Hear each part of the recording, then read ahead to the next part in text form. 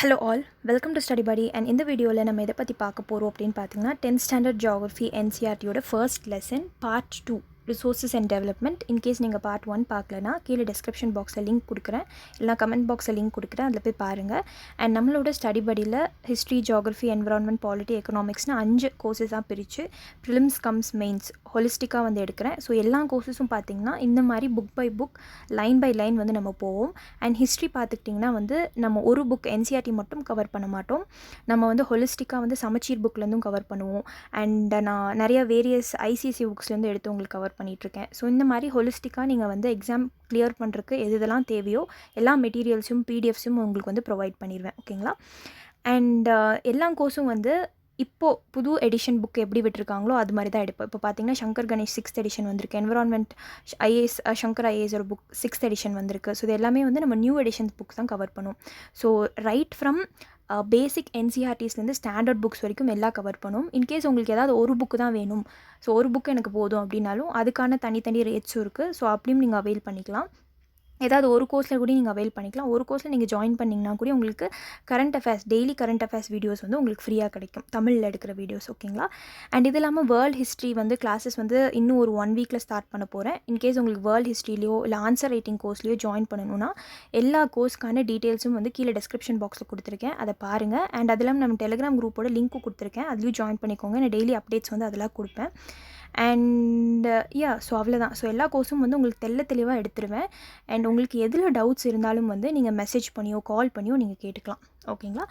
And ஃபீஸை வந்து ஒரே நேரத்தில் பே பண்ணணும்னு அவசியம் இல்லை, இன்ஸ்டால்மெண்ட்ஸ்லையும் கூட பே பண்ணிக்கலாம், ஓகே.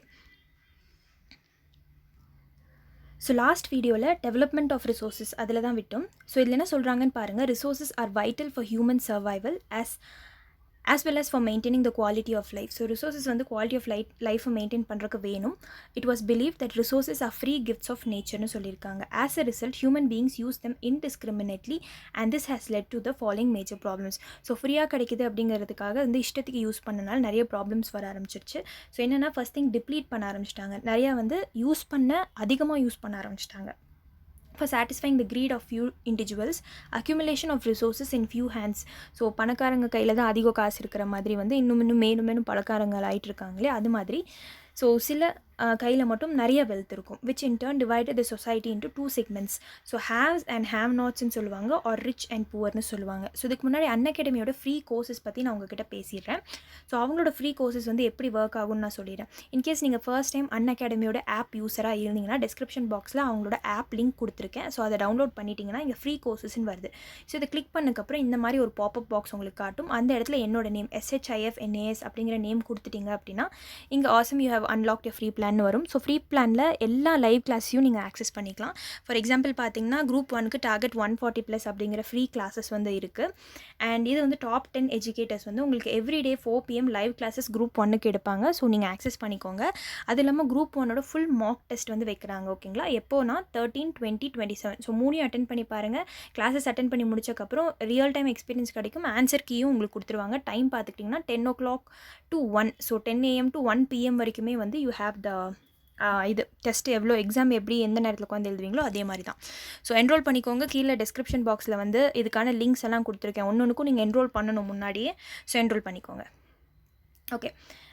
நெக்ஸ்ட் என்ன சொல்கிறாங்கன்னு பாருங்கள். நெக்ஸ்ட் வந்து indiscriminate exploitation of resources had led to global ecological crisis such as global warmingக்கு வந்து ரீசன் ஆயிடுச்சு. ஏன்னா கோல் அப்படின்னு இருக்குன்னா கோலை நிறைய போட்டு எரிச்சு நம்மளோட கார்பன் கண்டென்ட் அட்மாஸ்ஃபியரில் இன்க்ரீஸ் பண்ணனால குளோபல் வார்மிங் ஆயிடுச்சு. கார்பன் அப்படிங்கிறது வந்து நிறைய சன்லைட் ஹீட்டை வந்து இழுத்து வச்சுக்கும், ஓகேங்களா. ஸோ அதனால தான் ஓசோன் லேயர் வந்து டிப்ளீட் ஆகுறது. ஸோ ஓசோன் லேயர் வந்து ஸ்ட்ராட்டோஸ்பியருக்கு மேலே இருக்குது. ஸோ அங்கே வந்து டிப்ளீட் ஆகி ஹோல் விழுந்துருச்சு அப்படின்னா அங்கே டைரக்ட் சன் ரேஸ் வந்து எர்த்துக்குள்ளே வரும். அண்ட் நெக்ஸ்ட் பார்த்தீங்கன்னா என்விரான்மெண்டல் பொல்யூஷன் காஸ் பண்ணுறது, லேண்டை வந்து டீக்ரேட் பண்ணுறது, நிறைய குப்பையை போட்டு வேஸ்ட்டை போட்டு டம்ப் பண்ணுறது. An equitable distribution of resources have become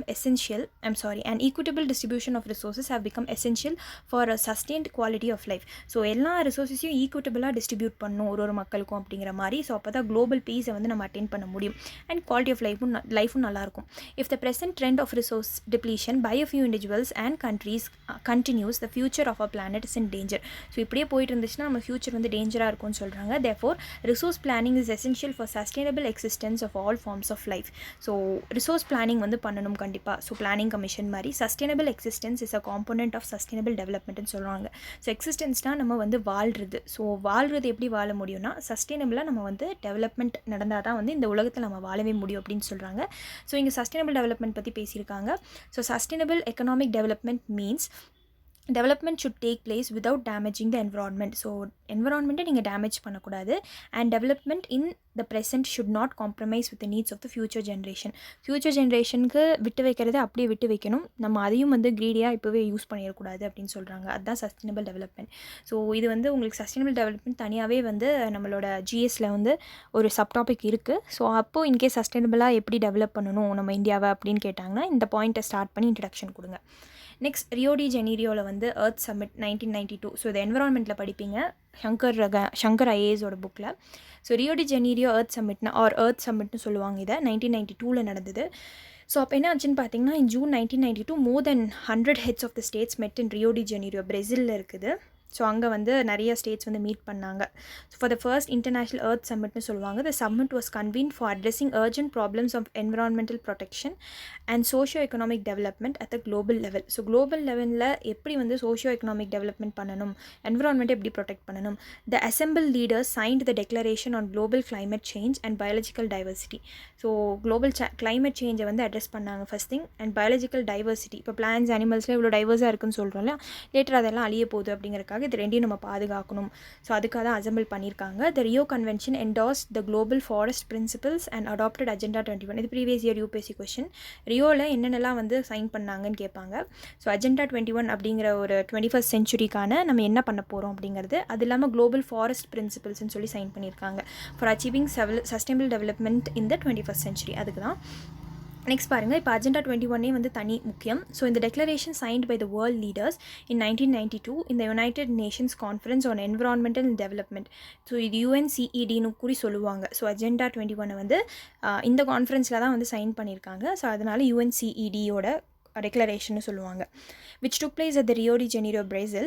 It aims at achieving global sustainable development. So sustainable development பற்றி இப்போ தான் பார்த்தோம். It is an agenda to combat environmental damage, poverty, disease. So இதோட மேண்டேட்டும் நீங்கள் படிச்சிருக்கணும். diseases through global cooperation on common interest, mutual needs and shared responsibilities. One major objective of the Agenda 21 is that every local government should draw its own local agenda 21. So ஒரு கவர்மெண்ட்டும் அவங்களோட பார்லிமெண்ட்டில் agenda 21க்கான விஷயங்கள் எல்லாத்தையும் வந்து device பண்ணிக்கணும் அப்படிங்கிற மாதிரி சொல்கிறாங்க. அடுத்து ரிசோர்ஸ் பிளானிங் பாருங்கள். ஸோ ஒரு கண்ட்ரி ரிசோர்ஸ் பிளானிங் பண்ணணும்னு பார்த்தோம். So planning is widely accepted strategy for judicious use of resources. So ஒழுங்காக ஒரு விஷயத்தை யூஸ் பண்ணணும்னா அதை பிளான் பண்ணும். It has importance in a country like இந்தியான்னு சொல்லியிருக்காங்க. Which has enormous diversity in the availability of resources. So resource வந்து available நிறையா இருக்குது, ஆனால் அது எப்படி யூஸ் பண்ணுறோம் அப்படிங்கிறது தான் பெருசு. There are regions which are rich in certain types of resources but are deficient in some other resources. So ஒரு ரீஜனில் பார்த்தீங்கன்னா ரிசோர்ஸஸ் ஒன்று இருக்கும், சில ரிசோர்ஸஸ்லாம் இருக்கவே இருக்காது. So there are some regions இதை படிச்சிட்டோம். And so there are some regions which can be considered self-sufficient in terms of availability of resources and there are some regions which have acute shortage of some vital resources. அதான் சொல்லியிருக்காங்க. For example, states of Jharkhand, Chhattisgarh, Madhya Pradesh are rich in minerals and coal deposits. So இங்கே பார்த்தீங்கன்னா Chota Nagpur region சொல்லுவாங்க. அதே Arunachal Pradesh has abundance of water resources. நிறைய water resources அங்கே கிடைக்கும் உங்களுக்கு. But lacks infrastructural development. So அது எடுக்கிறதுக்கு இன்ஃப்ராஸ்ட்ரக்சர் டெவலப்மெண்ட் கிடையாது நார்த் ஈஸ்டர்ன் ஸ்டேட்ஸில். The state of Rajasthan is well endowed with solar and wind. So நம்ம பார்த்தோம் பொட்டென்ஷியல் எனர்ஜின்னு பார்த்தோம். ஸோ ஒரு விஷயம் வந்து பொட்டென்ஷியல், பட் இன்னும் அங்கேருந்து நம்ம எடுக்கல அது அப்படிங்கிறது. ஸோ ராஜஸ்தானில் பார்த்திங்கன்னா நல்ல சோலார் நல்ல விண்டு கிடைக்கும், பட் வாட்டர் ரிசோர்ஸஸ் அங்கே இருக்காது. கோல்ட் டெசர்ட் ஆஃப் லடாக்கில் பார்த்திங்கன்னா isolated from the rest of the country. It has very rich cultural heritage but it's deficient in water. லடாக்கில் தண்ணி கிடைக்காது, இன்ஃப்ராஸ்ட்ரக்சர் ஒழுங்காக இல்லை, வைட்டல் மினரல்ஸ் இல்லை, பட் கல்ச்சரல் ஹெரிட்டேஜ் மட்டும் அங்கே அழகாக இருக்குது. This calls for balanced resource planning இந்த nation, state, regional, local level. So எங்கெங்கெல்லாம் வந்து டெஃபிஷியண்ட்டாக இருக்கோ அங்கேருந்து பொட்டென்ஷியலாக இருக்கிற இடத்துலேருந்து எடுத்து கொடுக்கணும். ஸோ இங்கே என்ன நிறையா இருக்கோ இல்லாத இடத்துக்கு கொடுக்கணும். அதுதான் வந்து ரிசோர்ஸ் பிளானிங். சரிங்களா? ஸோ நெக்ஸ்ட் என்ன சொல்கிறாங்க, ரிசோர்ஸ் பிளானிங் இன் இந்தியா அப்படிங்கிறாங்க. ஸோ எப்படி பண்ணுறாங்கன்னு பார்த்தீங்கன்னா, resource planning is a complex process which involves identification and inventory of resources across the regions of the country. எப்படி பிளான் பண்ணாங்கன்னா ஃபஸ்ட்டு ஐடென்டிஃபை பண்ணாங்க என்ன இருக்குது, ஸோ அதுக்கு ஒரு இன்வென்ட்ரி வந்து செட்டப் பண்ணணும், இதெல்லாம் நம்ம இங்கே ஸ்டோர் பண்ண போகிறோம் அப்படிங்கிற மாதிரி. This involve surveying, first survey பண்ணணும், மேப் பண்ணணும், அப்புறம் குவாலிட்டேட்டிவ் குவான்டிடேட்டிவ் எஸ்டிமேஷன்லாம் போடணும். Evolving a planning structure endowed with appropriate technology வந்து ஒழுங்காக இருக்கணும், ஸ்கில் வேணும், அந்தளவுக்கு மேன் பவர் வேணும், இன்ஸ்டியூஷனல் செட்டப் வேணும், கவர்மெண்ட் ஹெல்ப் பண்ணணும் for implementing the resource development plans. So matching the resource development plans with overall national development plans. National development plans கூட வந்து இந்த ரிசோர்ஸ் டெவலப்மெண்ட் பிளான்ஸை மேட்ச் பண்ணி விட்டுறணும். So India has made concrete efforts for achieving the goals of resource planning right from the first 5-year plan. So 5-year plan நம்ம யார்கிட்ட எடுத்தோம்னு பார்த்தீங்கன்னா Soviet Russia, so அப்போ USSR இருக்கு இல்லையா, அவங்கக்கிட்ட தான் இருந்தது 5-year பிளான் வந்து லைக் அடாப்ட் பண்ணிக்கிட்டோம். ஓகேங்களா. So India has made concerted efforts for achieving the goals of resource planning right from the first year plan சொல்லியிருக்காங்க, launched after independence. And இதில் என்ன சொல்லியிருக்காங்கன்னு பாருங்கள். ஸோ இங்கே என்ன சொல்லியிருக்காங்கன்னு பாருங்கள். The availability of resources is a necessary condition for the development of any region, but mere availability of resources in the absence of corresponding changes in technology and institutions may hinder development. So அங்கே resource இருக்கும், ஆனால் அதுக்கான டெக்னாலஜியும் அதுக்கான இன்புட்ஸ்லாம் உங்ககிட்ட இல்லைனா அந்த இது ரிசோர்ஸே வேஸ்ட்டாக போயிடும் அப்படின்னு சொல்கிறாங்க. There are many regions in our country that are rich in resources but these are included in economically backward ரீஜனாக போயிடுச்சு. அது on the contrary there are some regions which have poor resources but but they are economically டெவலப்டுன்னு சொல்கிறாங்க. அப்படியே ஆப்போசிட்டாக சொல்லி வைக்கிறாங்க. And the history of colonization reveals that rich resources in colonies were the main attraction for the foreign invaders. So இந்தியாவில் இவ்வளோ wealth இருக்குது அப்படிங்கிறது நிறைய புக்கில் படித்து தான் வந்து வராங்க இந்தியாவை இன்வைட் பண்ணணுன்னு. ஸோ அது ஏன்னா அவங்க இடத்துல வந்து அவ்வளோ இருக்காது. ஸோ இங்கேருந்து எடுத்துகிட்டு போய் காலனிஸாக இவங்களை நம்ம இந்தியாவை யூஸ் பண்ணி இங்கேருந்து நிறையா ரிசோர்ஸஸ் எடுத்துகிட்டு போய் அவங்க நாட்டில் யூஸ் பண்ணுறது. So it was primarily the higher level of technological development of the colonizing countries that helped to exploit resources of other regions and establish their supremacy over the colonies. So இப்படி தான் எல்லோரும் பண்ணாங்க, பிரிட்டிஷாக இருக்கட்டும், ஃப்ரெஞ்சாக இருக்கட்டும், போர்ச்சுகலாக இருக்கட்டும். Therefore resources can contribute to development only when they are accompanied by appropriate technology. So resource இருக்குது, அது எப்படி டெவலப் பண்ண முடியும்னா டெக்னாலஜி வேணும் அண்ட் இன்ஸ்டியூஷனல் சேஞ்சஸ் வேணும், கவர்மெண்ட் வந்து நிறைய இனிஷியேட்டிவ்ஸ் கொண்டு வரணும். India has experienced all this in different phases of colonisation சொல்லியிருக்காங்க. ஸோ இது எல்லாமே நம்ம காலனியாக இருந்தப்போ இதில் எக்ஸ்பீரியன்ஸ் பண்ணியிருக்கோம். Therefore in India development in general and resource development in particular does not only involve the availability of resources ன்னு சொல்கிறாங்க. So but also the technology வேணும், குவாலிட்டி வேணும், ஹியூமன் ரிசோர்ஸஸ் வேணும் and the historical experiences of the people, இது எல்லாமே வேணும் அப்படிங்கிற மாதிரி வந்து சொல்கிறாங்க. ஓகேங்களா. ஸோ இது இல்லாமல் அன்அகாடமியோட ஃப்ரீ டெஸ்ட் சீரிஸ் பார்த்துக்கிட்டிங்கன்னா daily T20 free test series conduct பண்ணுறாங்க. ஸோ எவ்ரிடே 8 PM அவங்களோட ஆப்குள்ளே போயிட்டிங்கன்னா குரூப் 1, 2 and 4க்கு வந்து இது யூஸ்ஃபுல்லாக இருக்கும். 20 questions வந்து வித் எக்ஸ்ப்ளனேஷன்ஸோடு உங்களுக்கு ஷூட் பண்ணுவாங்க. ஸோ மண்டே டு சண்டேவோட டைம் டேபிள் இது தான். ஸோ TNUSRB அப்படிங்கிற காவல் முழு மாதிரி தேர்வு 2020. ஸோ இதுவும் பார்த்தீங்கன்னா 7 to 8:30 PM வந்து வைக்கிறாங்க. இதோட மாதிரி தேர்வு நாள் பார்த்தீங்கன்னா December 7. ஸோ இதே மாதிரி தான் வந்து கீழே வந்து டிஸ்கிரிப்ஷன் பாக்ஸில் வந்து இதுக்கான லிங்க்கும் கொடுத்துருப்பேன். ஸோ இந்த லிங்க்கும் வந்து கிளிக் பண்ணி ரெஜிஸ்டர் பண்ணிக்கோங்க. பதிவு செய்யுங்கள் அப்படின்னு கொடுத்துருக்காங்க பார்த்தீங்களா, பதிவு செஞ்சுக்கோங்க. அண்ட் ஸோ இப்போ நம்ம டாபிக்குள்ளே போயிடும். ஸோ இப்போ ரிசோர்ஸோட கன்சர்வேஷன் ரொம்ப முக்கியம். ஸோ கன்சர்வேஷன் ஆஃப் ரிசோர்ஸஸ்ன்னு கொடுத்துருக்காங்க பார்த்தீங்களா. Resources R vital for any developmental activity but irrational consumption and over utilization of resources may lead to socio-economic and environmental problems. அந்த ரிசோர்ஸ் ஒழுங்காக யூஸ் பண்ணாமல் ரொம்ப ஓவராக யூஸ் பண்ணிட்டீங்கன்னா environmental problems நிறைய வரும். To overcome these problems, resource conservation at various levels is important. So ஒரு இடத்துலையும் ரிசோர்ஸ் கன்சர்வேஷன் பண்ணுறது ரொம்ப முக்கியம்னு சொல்கிறாங்க. This has been the main concern of the leaders and thinkers in the past. For example, பார்த்தீங்கன்னா Gandhiji was very apt in voicing his concern about resource conservation in these words: there is enough for everybody's need and not for anybody's greed. So இது அழகாக ரொம்ப டைமிங்காக இருக்குது. So எல்லாமே வந்து எல்லாருக்கும் இருக்குங்கிறாங்க, ஆனால் ஒருத்தரோட க்ரீடுக்கு அது வந்து இது ஆகாது அப்படிங்கிறாரு. and not for anybody's greedன்னு சொல்கிறாங்க. He placed the greedy and selfish individuals and exploitative nature of modern technology as the root cause for resource depletion at the global level.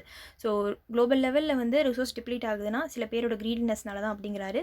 He was against mass production and wanted to replace it with their production by the masses. So mass ப்ரொடக்ஷனை இந்த ஃபேக்ட்ரிஸில் வந்து ஹியூஜாக வந்து நிறைய துணிகள் ஒரு நாளைக்கு 1000 துணி 2000 துணி ரெடி பண்ணுறாங்க இல்லையா, அதெல்லாம் நம்மளுக்கு தேவையே இல்லை.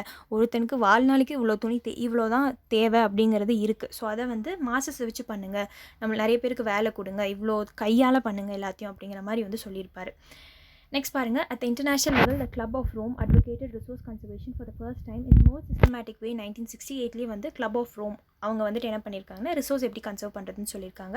Subsequently 1974 Gandhian philosophy was once again presented by Schumacher in his book Small is Beautiful. So Gandhi சொல்லியிருப்பார் இல்லையா, ஒரு சின்ன விஷயத்தை வச்சே நீங்கள் பல நாள் வாழலாம். ஸோ காந்தியன் philosophy பற்றி அவங்க பேசியிருக்காங்க. And the seminal contribution with respect to resource conservation at the global level was made by the Brundtland Commission report. So Brundtland commission report உங்களுக்கு தெரிஞ்சிருக்கணும். அதுலேயும் வந்து ரிசோர்ஸ் கன்சர்வேஷன் பற்றி பேசியிருக்காங்க. So this report introduce the concept of sustainable development. So இந்த ரிப்போர்ட்டில் தான் sustainable development பற்றி பேசியிருக்காங்க and advocated it as a means for resource conservation. So which was subsequently published in a book Our Common Future அப்படிங்கிற ஒரு புக்கில் வந்து sustainable development பற்றி பேசியிருக்காங்க. அண்ட் சிக்னிஃபிகன்ட் கான்ட்ரிபியூஷன் உங்களுக்கே தெரியும், ரியோ சம்மிட் 1992 நடந்தது. இப்போ லேண்ட் ரிசோர்ஸஸ் பற்றி பார்க்க போகிறோம். ஸோ இந்த லேண்ட் ரிசோர்ஸஸ் பற்றி நம்ம நெக்ஸ்ட் வீடியோவில் கண்டினியூ பண்ணுவோம். ஓகேங்களா? And that's it for the video. Thank you for வாட்சிங்.